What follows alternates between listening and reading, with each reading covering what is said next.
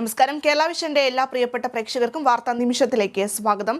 വാർത്തകൾ തത്സമയം യൂട്യൂബിൽ കാണാൻ കേരള വിഷൻ ന്യൂസ് 24/7 സന്ദർശിക്കുക. ഫേസ്ബുക്കിലും ഇൻസ്റ്റഗ്രാമിലും ട്വിറ്ററിലും ഞങ്ങളെ ഫോളോ ചെയ്യാം. ആദ്യം പ്രധാന വാർത്തകൾ. സ്ത്രീത്വത്തെ അപമാനിച്ച കേസിൽ നടൻ ഉണ്ണി മുകുന്ദന് തിരിച്ചടി. വിചാരണ തടഞ്ഞ ഉത്തരവ് ഹൈക്കോടതി നീക്കി. കള്ളക്കളി അനുവദിക്കാനാകില്ലെന്ന ഉണ്ണി മുകുന്ദനോട് കോടതി. നടപടി സൈബി ജോസ് ഹാജരായി അനുകൂല വിധി വാങ്ങിയ കേസിൽ. രാജ്യസഭയിൽ പ്രതിപക്ഷ പ്രതിഷേധത്തിനിടെ പ്രധാനമന്ത്രിയുടെ പ്രസംഗം.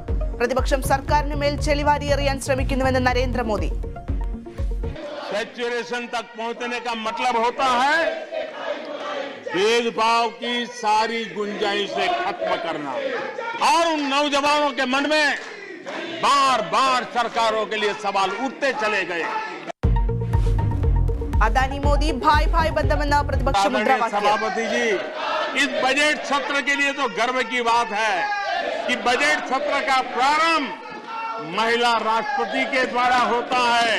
और അദാനി വിഷയം സംയുക്ത പാർലമെന്ററി സമിതി അന്വേഷിക്കണമെന്നും ആവശ്യം. ഇന്ദ്രസെസിൽ നിയമസഭയ്ക്കകത്തും പുറത്തും പ്രതിഷേധം. പ്രതിപക്ഷം നടുത്തളത്തിലിറങ്ങി പ്രതിഷേധിച്ചു. നിയമസഭയ്ക്ക് പുറത്തും കാൽനട പ്രതിഷേധം. നികുതി വർധനവിൽ ദയനീയമാം വിധം സർക്കാർ പരാജയപ്പെടുന്ന പ്രതിപക്ഷം. വലിയ ഗിരിശൃംഗത്തിൽ ഇരിക്കുമ്പോൾ സാധാരണക്കാരെ കാണാൻ കഴിയാതെ പോകുന്നതിന്റെ ഏറ്റവും ഉദാത്തമായ ഉദാഹരണമാണ് ഈ നികുതി നിർദ്ദേശങ്ങൾ പിൻവലിക്കാൻ അവർ തയ്യാറാകാതെ. നികുതി പിരിവിൽ ദയനീയമാം വിധം ഈ സർക്കാർ പരാജയപ്പെട്ടിരിക്കുന്നു. പ്രതിഷേധത്തെ തുടർന്ന് ധനമന്ത്രിയുടെ സുരക്ഷ വർദ്ധിപ്പിച്ചു. റവന്യൂ കുടിശ്ശിക പിരിക്കുന്നതിൽ ധനവകുപ്പിന് ഗുരുതര വീഴ്ചയെന്ന CAG റിപ്പോർട്ട്. പിരിക്കാനുള്ളത് 12 വകുപ്പുകളിലായി 7100 കോടി കുടിശ്ശിക. തെറ്റായ നികുതി നിരക്ക് ചുമത്തിയതിൽ നഷ്ടം 18.57 കോടി രൂപ. പുറത്തു വന്നിരിക്കുന്നത് 5 വർഷത്തെ കണക്ക്.